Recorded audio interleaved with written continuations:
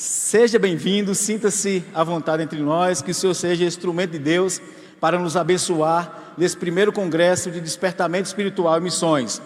O reverendo Jean vai estar falando nesse momento sobre a importância da obra do Espírito Santo no despertamento espiritual, e o reverendo Valdson Bertoldo vai estar orando por ele nesse momento. Vamos falar com Deus. Deus, nosso Pai bendito, louvado seja o Teu nome, Senhor. Senhor, como nós precisamos de Ti, como nós carecemos de Ti. E o nosso clamor, ó Deus, e a nossa oração é: Deus, tem misericórdia de nós. Visita-nos com poder e graça. Ó Deus, transformando os nossos corações, nos fazendo, ó Deus, compreender a Tua vontade, ó Deus, para a nossa vida. Abençoa-nos, ó Deus, como Teu povo e como a Tua igreja, e ensina-nos, ó Deus, a Tua palavra, no nome de Jesus. Dá-nos, ó Deus, a compreensão correta, ó Deus, da vontade do Senhor para nós, para a Tua igreja, ó Deus bendito, para a igreja local, para a região, para a nossa nação, Senhor, no nome de Jesus. E nos faz, ó Deus, instrumentos nas Suas mãos, para a glória do Teu nome, Senhor. Assim te oramos, que o Senhor use, ó Deus, o instrumento que o Senhor escolheu, ó Deus, para trazer, ó Deus, a mensagem, ó Deus, trazer aquilo que o Senhor quer para nós, e que o Senhor nos dê ouvidos e corações atentos à Tua voz e à Tua palavra, no nome de Jesus. Amém. Graça e paz, irmãos. Louvado seja o Senhor pela oportunidade de conhecer vocês e poder ministrar a palavra do Senhor nesta tarde de calor, não é? Não, mas aqui não, gente, aqui está gostoso, o negócio aqui está funcionando. Calor no coração da gente, com o Espírito Santo ministrando a nós, lá no profundo do nosso coração. E o nosso tema, o tema proposto para esta primeira palestra é a obra do Espírito Santo no despertamento espiritual. Tema fantástico e profundamente desafiador. E eu gostaria de tomar como base para falarmos sobre este assunto um dos capítulos mais extraordinários que nós temos na palavra do Senhor. Romanos capítulo 8.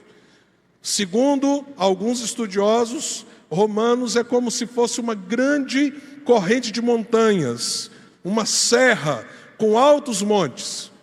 E Romanos 8 é como se fosse aquele pico mais elevado, que mais se destaca nesta montanha. John Ock, pastor coreano, compara Romanos 8 como a pedra da coroa. Então o livro de Romanos como uma coroa belíssima do Evangelho. Mas o capítulo 8 é aquela pedra no centro da coroa. Nós vamos ler do verso 1 até o verso de número 17, buscando entender a obra do Espírito Santo no despertamento espiritual. Assim diz a Escritura: agora, pois, já nenhuma condenação há para os que estão em Cristo Jesus, porque a lei do Espírito da vida em Cristo Jesus te livrou da lei do pecado e da morte. Porquanto que for impossível a lei no que estava enferma pela carne, isso fez Deus enviando o seu próprio Filho em semelhança de carne pecaminosa e no tocante ao pecado. E com efeito condenou Deus na carne o pecado, a fim de que o preceito da lei se cumprisse em nós, que não andamos segundo a carne, mas segundo o Espírito. Porque os que se inclinam para a carne cogitam das coisas da carne, mas os que se inclinam para o Espírito, das coisas do Espírito. Porque o pendor da carne dá para a morte, mas do Espírito para a vida e paz. Por isso, o pendor da carne é inimizade contra Deus, pois não está sujeita à lei de Deus, nem mesmo pode estar. Portanto, os que estão na carne não podem agradar a Deus. Vós, porém, não estáis na carne, mas no Espírito, se de fato o Espírito de Deus habita em vós. E se alguém não tem o Espírito de Cristo, esse tal não é dele. Se, porém, Cristo está em vós, o corpo, na verdade, está morto por causa do pecado, mas o Espírito é vida por causa da justiça. Se habita em vós o Espírito daquele que ressuscitou a Jesus dentre os mortos, esse mesmo que ressuscitou a Cristo Jesus dentre os mortos, vivificará também o vosso corpo mortal por meio do Espírito que em vós habita. Assim, pois, irmãos, somos devedores, não à carne, como se constrangidos a viver segundo a carne. Porque se viverdes segundo a carne, caminhais para a morte. Mas se pelo Espírito mortificardes os efeitos do corpo, certamente vivereis. Pois todos que são guiados pelo Espírito de Deus são filhos de Deus. Porque não recebemos o espírito de escravidão para viverdes outra vez atemorizados, mas recebestes o espírito de adoção, baseados no qual clamamos, Abba, Pai. O próprio Espírito testifica com o nosso espírito que somos filhos de Deus. Ora, se somos filhos, somos também herdeiros, herdeiros de Deus e co-herdeiros com Cristo. Se com Ele sofremos, também com Ele seremos glorificados. O texto começa dizendo assim: agora, pois, já não há nenhuma condenação para os que estão em Cristo Jesus. Meu querido, minha querida, você está em Cristo Jesus? Você está em Cristo Jesus? Como eu sei se eu estou em Cristo Jesus? Você já se rendeu a Jesus como seu Senhor e Salvador? Você de fato reconheceu como pagamento suficiente pelos seus pecados? Você nasceu de novo, você está nele. Por que eu começo te perguntando isso? Porque esta palavra é para os que estão em Cristo Jesus. Esta palavra é para os que estão em Cristo Jesus. E se você está em Cristo e já caminha com Jesus há alguns anos, é bem possível que você já tenha tido experiências espirituais marcantes, fortes, extraordinárias. Então você já subiu alguns montes da transfiguração. Você provavelmente já passou por momentos de alegria, de prazer em Deus. Mas você também já passou ou está passando por um vale, ou às vezes até por um deserto. Nós temos, muitas vezes, momentos na nossa relação com Deus, e nessa relação com o Espírito Santo que habita em nós, momentos tremendos, em que nós sentimos a presença do Senhor, em que nós conseguimos ver os sinais claros do seu agir, do seu poder no meio de nós. Mas nós temos momentos também em que parece que Deus se silenciou. Parece que nós estamos esvaziados. Às vezes até sentimos como que uma aridez espiritual. O que eu quero ministrar ao seu coração nessa tarde são verdades que estão nesse texto, que preste atenção você. Elas precisam nortear os momentos extraordinários da nossa vida com Deus, mas essas verdades também precisam nos sustentar quando aparentemente passamos pelos desertos, pelos momentos de aridez e até pelos vales do sofrimento, quando nós então necessitamos exercitar nossa fé e nossa relação numa profundidade que muitas vezes nunca imaginávamos que seria necessário. Creio que um dos tempos extraordinários do mover de Deus na minha vida, nessa coisa da gente ver a coisa acontecer, da gente clamar a Deus em oração e as respostas serem rápidas, de você ver coisas extraordinárias vindo ao seu encontro, do Evangelho frutificar de um modo tão tremendo, tem a ver com quando eu fui missionário aqui na Bahia. É a primeira vez que eu venho na região de João Dourado. Mas em 1994, eu fui missionário na cidade de Barreiras. E durante 3 anos e meio, quase 4 anos, Aquele foi um campo missionário na minha vida. Eu preciso dizer que o início ali foi muito duro e difícil. Eu me lembro como hoje, em chegar, eu com 20 anos de idade, chegar a escrever uma carta para pedir demissão para a Junta de Missões Nacionais e dizer: eu não vou suportar ficar aqui. E eu me lembro que naquela madrugada que eu cheguei a escrever essa carta, o Espírito Santo me incomodou diante de todos os desafios que estavam sendo vividos, que eu não deveria fazer aquilo. E em choro, eu rasguei aquela carta e orei ao Senhor: Senhor, mas então o que o Senhor tem para mim nesse lugar? E meus amados irmãos, aquela experiência, na minha relação pessoal com Deus, foi como uma chave que virou as coisas. Porque a partir daquele momento, Senhor, eu fico, mas o que o Senhor quer de mim? Porque está muito difícil, Senhor. Naquela aridez, Deus então falou assim: agora que você se sujeitou, eu sei o que eu vou fazer. E meus amados irmãos, está aqui o pastor Cláudio, que foi testemunho ocular.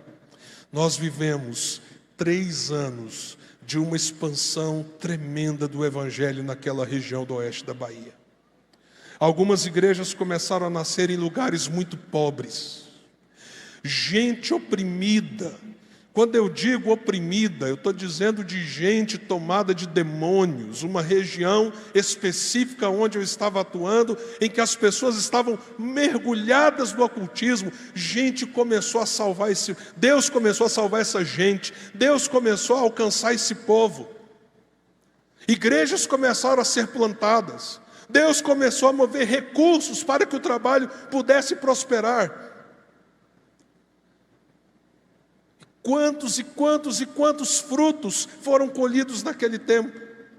E que mover extraordinário de Deus. Eu lembro de um supervisor da Junta de Missões da Igreja Cristã do Brasil, chegou lá para ver o que estava acontecendo no campo, conversou com as ovelhas, viu os frutos, ficou muito feliz com tudo aquilo que ele viu do avanço do reino de Deus, mas ele chegou para mim e falou assim: meu querido missionário, uma bênção o trabalho do irmão aqui, só há um problema contra ti.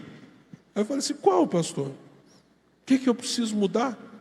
O que está acontecendo? O que o senhor viu? Ele falou assim: existe aqui uma prática que não é da nossa tradição. Eu falei assim: o que, pastor?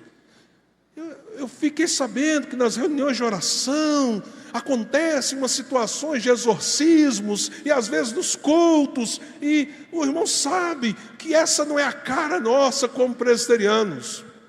Ele falou assim: o senhor está certo, pastor, realmente eu concordo que não é a nossa tradição, não é o nosso costume, mas o senhor está falando com a pessoa errada. Meu irmão, o irmão é o obreiro. Como eu estou falando com a pessoa errada? Assim, o senhor tem que falar com os demônios. Fala para os demônios assim: não é da nossa praxe presbiteriana, não é da nossa tradição. Agora, eu quero saber do senhor, se o bicho aparece aqui, a gente deixa ele ali bagunçando ou a gente manda ele sair? Aí o pastor virou para mim e falou assim: o irmão sabe do que eu estou falando. Eu falei assim: o irmão também sabe do que eu estou falando. Eu não pedi para exercer esse tipo de ministério, mas se demônio aparecer aqui, a gente manda embora, que aqui não é o lugar dele não. Pensei, eu ia me demitir, acho que eu fui demitido agora, mas não fui, o trabalho continuou. Foi um tempo de bênçãos profundas, de milagres de Deus. E é interessante, irmãos, que isso tem uma conexão aqui com a região de vocês. Enquanto Deus estava fazendo isso lá no oeste da Bahia, foi mais ou menos o mesmo período que as igrejas aqui da região, Irecê, João Dourado, estavam vivendo também um momento tremendo, onde tantos e tantos pastores saíram, onde o trabalho missionário teve expansão, onde a graça de Deus estava se manifestando de um modo tão extraordinário. Momentos como esse, a gente não apenas crê, A gente vê o mover do Espírito Santo, concordam comigo? Mas de vez em quando, a gente ora, a gente pede, a gente clama, e não necessariamente a gente vê. O que deve nos sustentar, tanto numa situação como na outra? Portanto, já não há nenhuma condenação para os que estão em Cristo Jesus.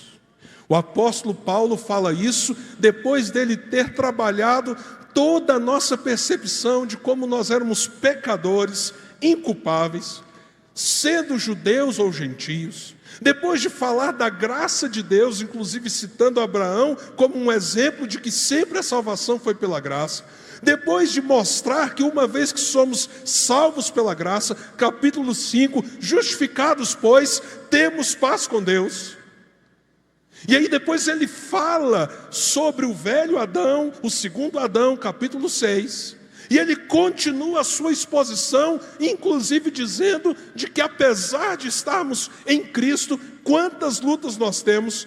E aí ele declara no capítulo 7, miserável homem que sou, quem me livrará do corpo desta morte? Mas logo depois ele faz uma declaração de esperança, graças a Deus que nós temos a vitória em Cristo. E aí ele chega no capítulo 8 como uma conclusão.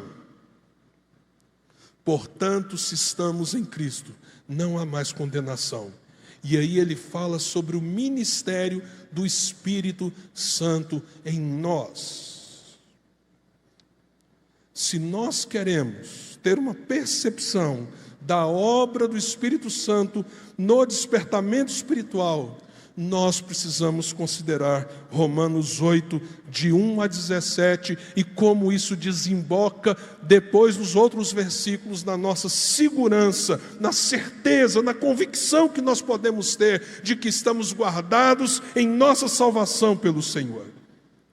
Mas o que nós temos como elementos da obra do Espírito Santo que desperta a nossa espiritualidade? Agora preste atenção.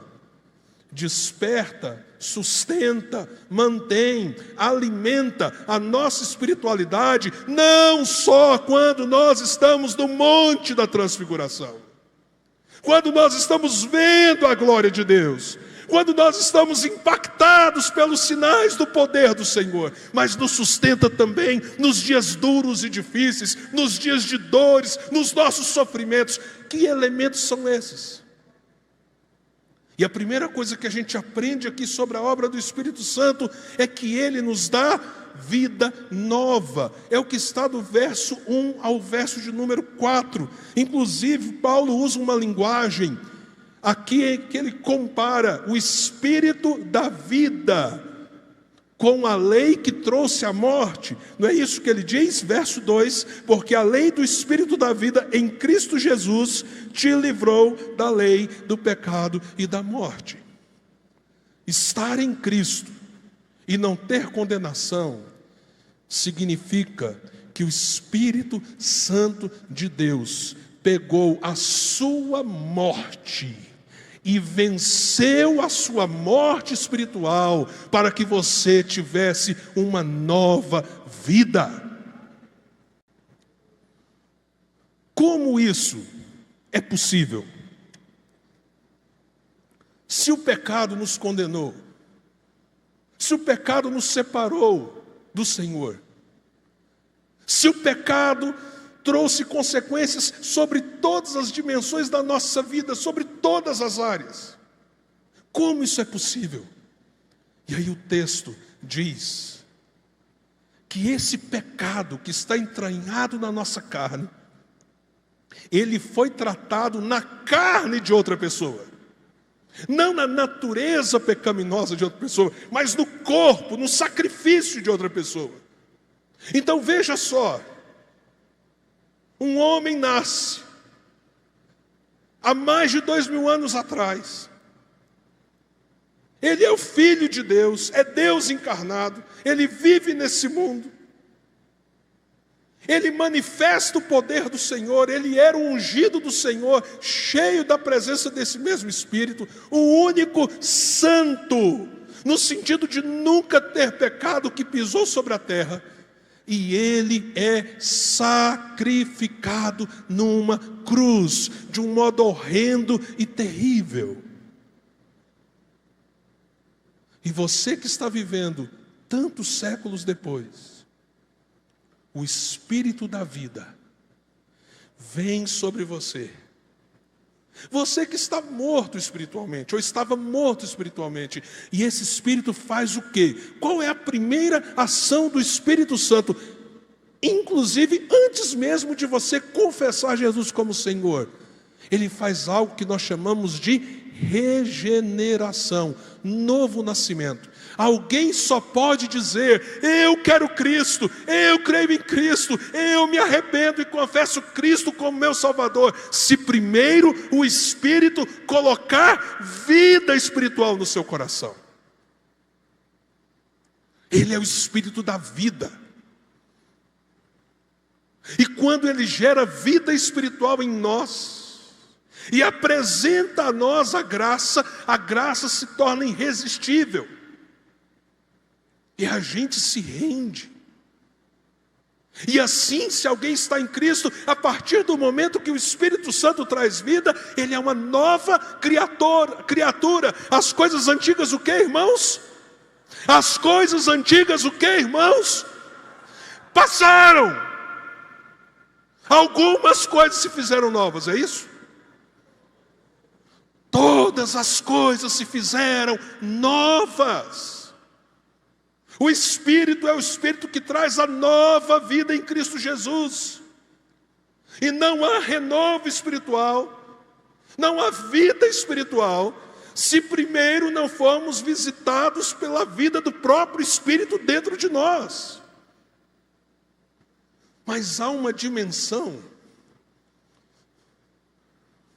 que às vezes a gente perde, e por isso a gente não entende o que isso se conecta com o renovo contínuo espiritual em nós.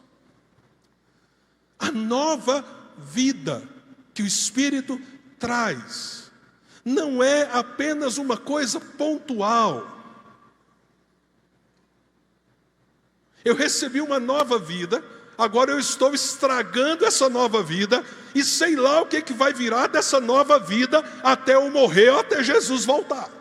Não, irmãos, a nova vida, ela é renovada, e renovada, e renovada, e renovada, e renovada. Então, por mais que você suba montes ou desça vales, o Espírito Santo é o Espírito renovador desta nova vida em você. Por isso nós somos chamados a viver em novidade de vida.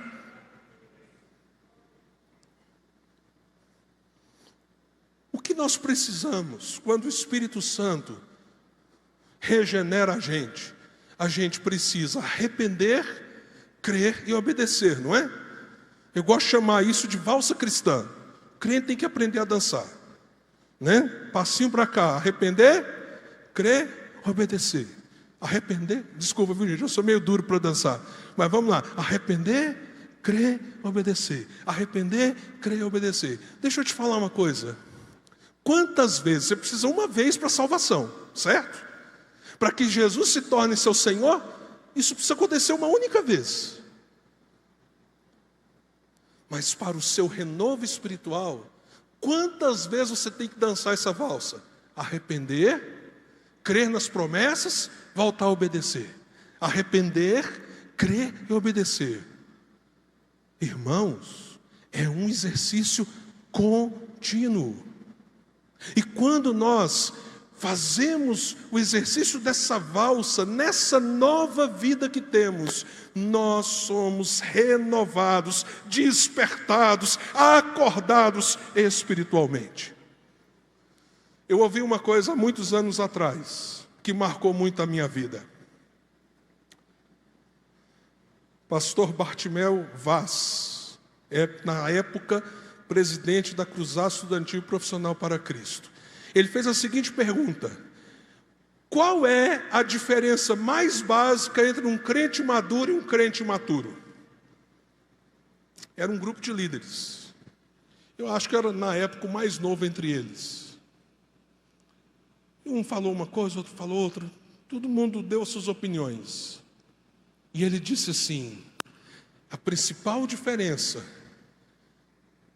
entre um crente mais maduro para um crente mais imaturo não é que um peca mais do que o outro. A gente acha isso, não é? Ah, não, é porque um peca mais, o outro peca menos. Olha só o que ele disse. É porque o imaturo continua confiando nas suas próprias forças. Vou dar um exemplo aqui. Sabe aquela oração? Ah, Senhor, se o Senhor me perdoar, só mais essa vez esse erro que eu cometi, eu prometo, Senhor, eu não vou pecar mais nisso. Me dá uma chance, Senhor. E você é sincero, mas você é imaturo. Por quê? Vão acontecer duas coisas. A primeira, você vai pecar. A segunda, você vai correr para longe de Deus, não para Deus. Você vai ficar debaixo da sua vergonha. Um crente maduro já entendeu uma coisa. Ele não precisou do Espírito apenas para ser salvo.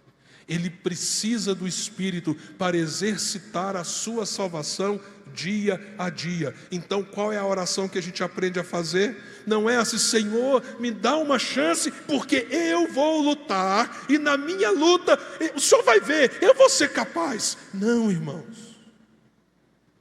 Essa vida nova no Espírito é uma vida de dependência espiritual. Então a minha oração tem que ser: Senhor, eu não tenho forças em mim mesmo, eu não tenho capacidade em mim mesmo. Senhor, o Senhor sabe que se depender de mim, eu não vou ter vitória contra o pecado. Então, Senhor, tem misericórdia de mim. Senhor, me capacita pelo Teu Espírito. Senhor, traz o meu coração para junto de Ti. E quando a gente começa a depender e depender e depender do Espírito em arrependimento e fé, nossa espiritualidade é despertada, nosso coração é renovado. Ao invés de corrermos para longe, nós corremos para Deus, porque sabemos que é Ele que nos alimenta, nos capacitando e sustentando contra o pecado. O Espírito nos dá vida nova, mas não apenas isso. Depois do apóstolo falar sobre esse Espírito da vida que venceu a lei do pecado e da morte, ele começa a nos falar de uma mentalidade nova. Porque ele diz, verso 5, porque os que se inclinam para a carne cogitam das coisas da carne, mas os que se inclinam para o Espírito, das coisas do Espírito. Porque o pendor, guarda essa palavra pendor, que eu quero explicá-la melhor. Porque o pendor da carne dá para a morte, mas a do Espírito para a vida e paz. Por isso o pendor da carne é inimizade contra Deus, pois não está sujeito à lei de Deus, nem mesmo pode estar. Lá no original, onde está traduzido como pendor, está a palavra mentalidade. Inclusive é assim que a Nova Versão Internacional traduz. Por que foi traduzido como pendor aqui na Revista Atualizada? Pendor no sentido de inclinação da sua mente. Mas se você for para o original, e a NVI nesse sentido corrige isso, a palavra mente ou mentalidade é a palavra ideal. Por quê? O que o texto está nos dizendo? Que o Espírito, que te deu uma nova vida, agora ele construiu em você uma nova maneira de pensar a própria vida. Despertamento espiritual, renovação espiritual, acontece quando a nossa mente responde ao modo com que a mente do Espírito Santo vê e nos conduz. Esfriamento espiritual acontece quando a gente permite que aquela nossa velha natureza conduza a nossa maneira de pensar. E nós temos aí uma grande guerra. Porque a mentalidade que nos cerca, na sociedade que nós estamos, não é a mentalidade do espírito, mas a mentalidade da carne. Então, onde nós vivemos, a mentalidade é: busque ser feliz, viva o hoje, não pense no amanhã.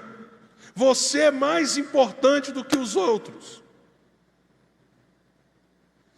Imponha o seu lugar, senão os outros não vão te respeitar. Veja, se nós olharmos para cada coisa que está presente na nossa sociedade, agora vamos fazer o contraponto com o Evangelho. Se alguém bater no seu rosto, dá o outro lado. Ama o seu inimigo, ore por quem persegue você. Aquele que quiser ganhar a própria vida vai perder, mas aquele que perder a vida por amor de mim vai ganhá-la. É uma mentalidade de um lado e outra mentalidade do outro. O que a Escritura está dizendo? Que se nós então buscarmos esta mente do Espírito, esta maneira de ver as coisas a partir desse mover do Espírito pela sua palavra, nós estamos expressando a nova vida que nós temos em Cristo Jesus. Mas se nós sucumbirmos a uma mentalidade que nasce na natureza caída, que força espiritual nós teremos? Eu ando assustado com o que eu ouço no gabinete pastoral. Eu ia falar nos gabinetes, é porque ano passado eu morei em João Pessoa e fui pastor em Goiânia, me dividindo entre as duas cidades. Então eram 2 gabinetes, voltou a ser só um, que eu estou em Goiânia novamente. O casal chega: pastor, tem jeito não, nosso casamento acabou. E aí um começa a acusar o outro. E uma dificuldade danada, porque geralmente quando está assim, não é? A gente fala assim: eu tenho meus erros. Quais? Você nem cita. Mas fulano, pá. Aí é uma metralhadora de acusação. Aí você vai abrir a palavra de Deus. Vocês estão pensando em acabar com o casamento? Olha o que Jesus falou: o que mata o casamento é o quê? Dureza de coração. Vocês já leram o que a Bíblia fala sobre divórcio? Mas sabe o que me assusta? É que muitas vezes alguém vira e diz assim: tá, pastor, eu sei que a Bíblia diz isso, mas... E começa uma exposição de motivos, objetivos, colocações que em nada expressam uma mentalidade em Cristo, uma mentalidade no Espírito, mas reproduz a cultura e a visão vigente na nossa sociedade. E a pessoa ainda chega no meio do aconselhamento e fala assim: eu só queria que Deus falasse comigo. Infeliz, Deus está falando, o Espírito está dizendo, mas o seu coração está cego e endurecido, por não entender que nós não podemos ser mais movidos pela velha mente, pela velha mentalidade, porque agora é o Espírito Santo que constrói, através da palavra de Deus, a nossa maneira de ver e pensar. E isso precisa ser a marca. Quando a gente está lá no Monte da Transfiguração, mas quando a gente está também no vale da sombra da morte, isso tem que ser a marca na nossa vida, uma mentalidade produzida pelo Espírito do Senhor. E eu vou dizer uma coisa para você: há muitas situações que você não vai entender. que Deus vai permitir você passar e você não vai entender. Estava conversando hoje com um pastor querido, está aqui com a gente. Perdeu 2 filhos. Eu perdi um filho, ainda bebê. Eu estava na UTI quando ele estava falecendo. Irmãos, não me peçam para entender isso. Compreender, diríamos, o propósito específico de Deus com isso. Deus fez coisas tremendas no meio disso tudo. Vou dar um exemplo para vocês. A médica da UTI se converteu. Ela, o marido. Hoje, são 3 filhos daquele casal sendo criados no Evangelho, e eles adotaram uma menininha dentro da mentalidade que agora eles possuem em Cristo. Uma menininha que nasceu de uma mãe com problemas sérios com drogas. Essa menina nasceu com várias síndromes por causa da mãe, que usava crack enquanto ela estava sendo gerada. Essa família que se converteu a partir da morte do meu filho, adotou essa menina e disse: como cristãos e médicos, quem pode cuidar da Clarinha? Somos nós. Deus fez grandes coisas, a graça dele se manifestou no meio de uma tragédia. Mas se você perguntar assim: mas você entende isso, Jean? Não, eu não entendo. Isso, Jean, te conforta e resolve todo o problema? Não. Se você perder um filho, você vai sentir saudade daqueles que viveram muita coisa com o seu filho que você perdeu, se você perdeu ele já adulto. Há várias situações que você vai parecer que está tudo bem, mas a sua mente vai falar assim: você lembra que você passou aqui com o seu filho? Ou você lembra dessa experiência e você acha que a pessoa não vai sentir dor? A minha situação é um pouco diferente. A minha situação é daquele que às vezes vê alguma situação e fala assim: como seria se ele estivesse aqui?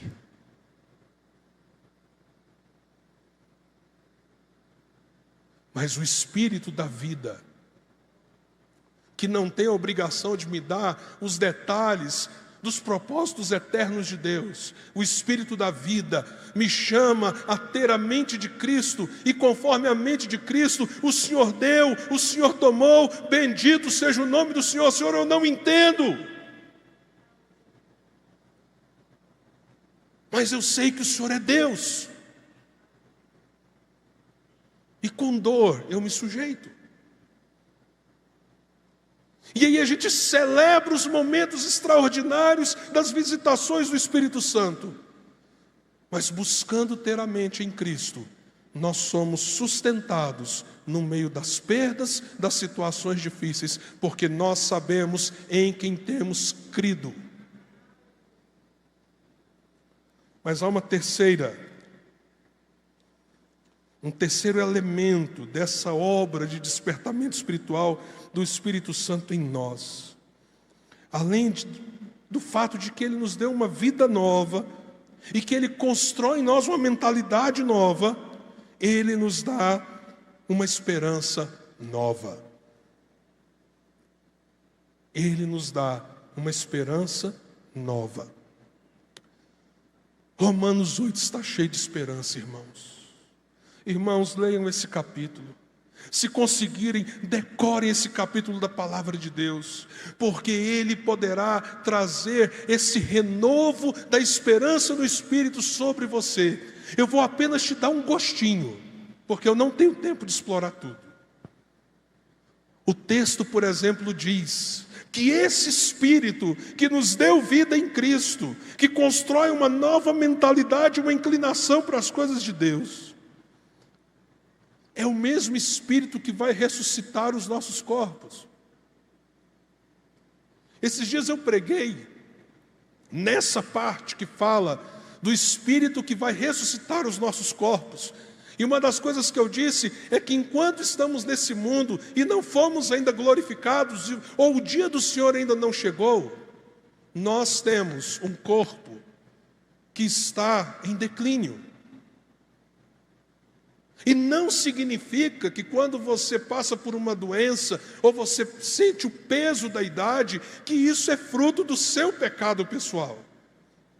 Isso é fruto de um mundo caído e de um corpo que sente o impacto do pecado, não necessariamente o seu pecado pessoal sobre você. Há pessoas que estão sofrendo fisicamente porque não se cuidaram e nesse sentido pecaram. Mas mesmo que você se cuide, você não vai chegar a 150 anos e fazendo maratona de 40 quilômetros. Não vai. Nem a 120. Mas pelo menos 100, pastor. Difícil, mas quem sabe?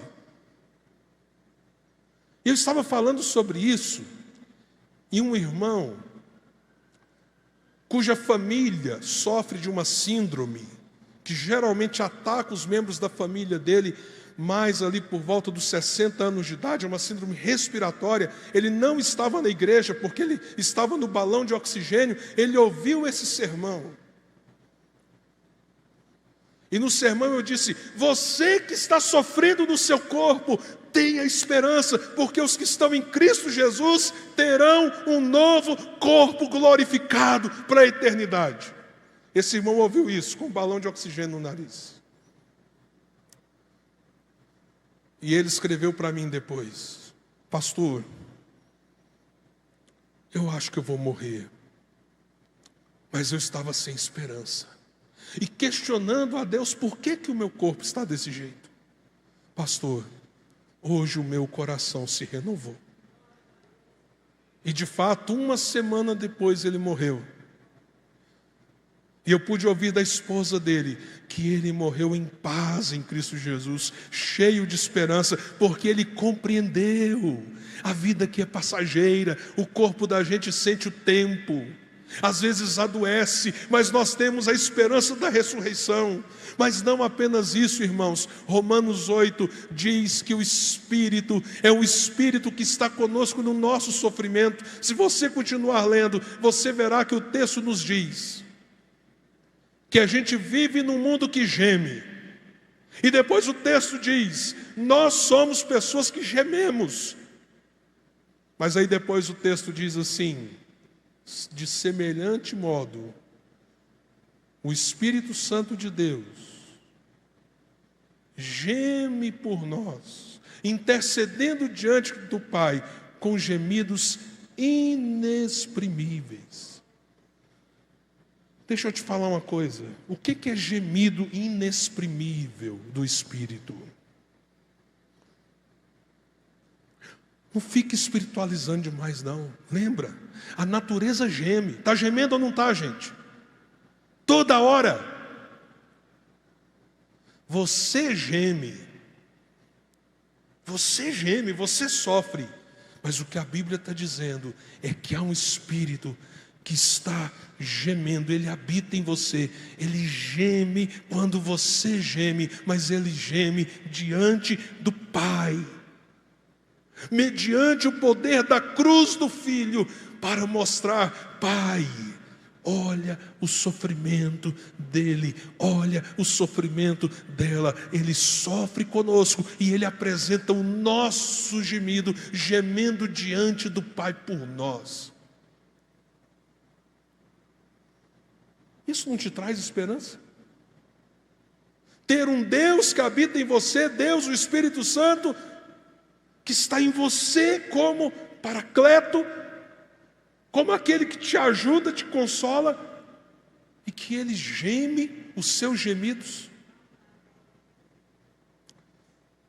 Eu quero terminar essa palavra dizendo que aquele tempo aqui na Bahia, meus irmãos, que tempo de experiências fantásticas em Deus, de milagres, pessoas libertas, conversões, expansão do reino.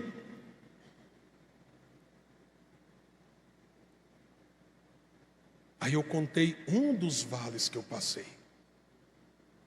Eu já passei por outros.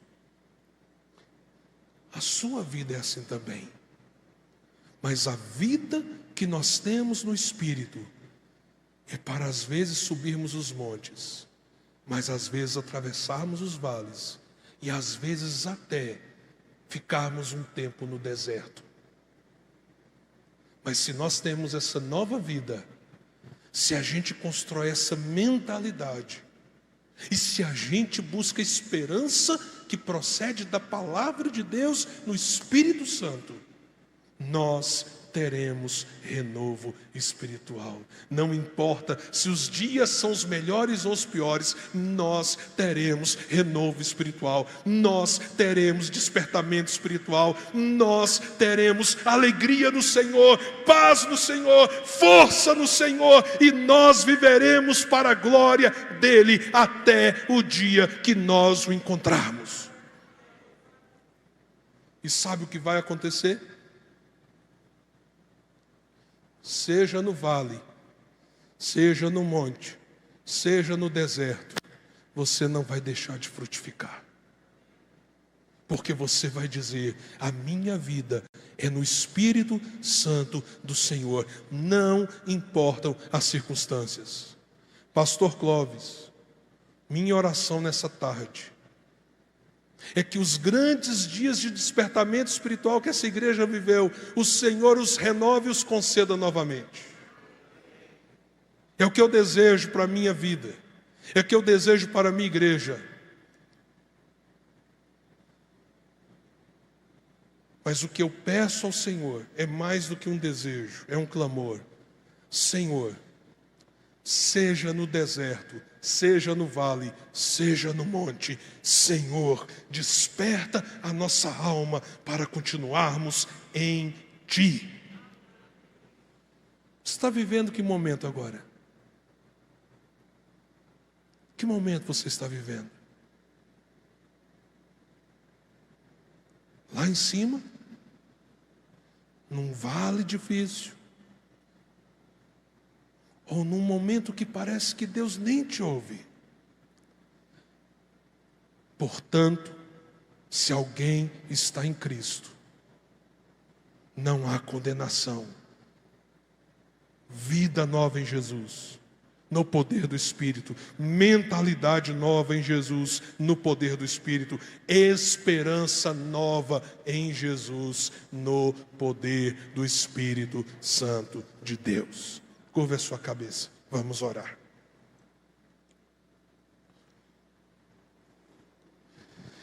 Clamamos, Senhor, por dias de avivamento, de um derramar tremendo da manifestação da Tua graça no nosso meio. Clamamos, ó Deus, para que os dias de experiências tão profundas possam se repetir. Mas, Senhor, clamamos para que o Senhor nos dê uma fé que transcenda se os dias são bons ou maus, se são dias, ó Deus, de rios que correm, ou de um deserto escaldante. No deserto, no vale, no monte, que o Senhor seja glorificado e exaltado, e que nós nos prostremos com gratidão pela nova vida que temos em Cristo, guardando a nossa mente no Senhor, e sendo, ó Deus, encorajados na esperança na qual fomos salvos. Faz isso por nós nessa tarde, Senhor. É o meu clamor, em nome de Jesus. Amém.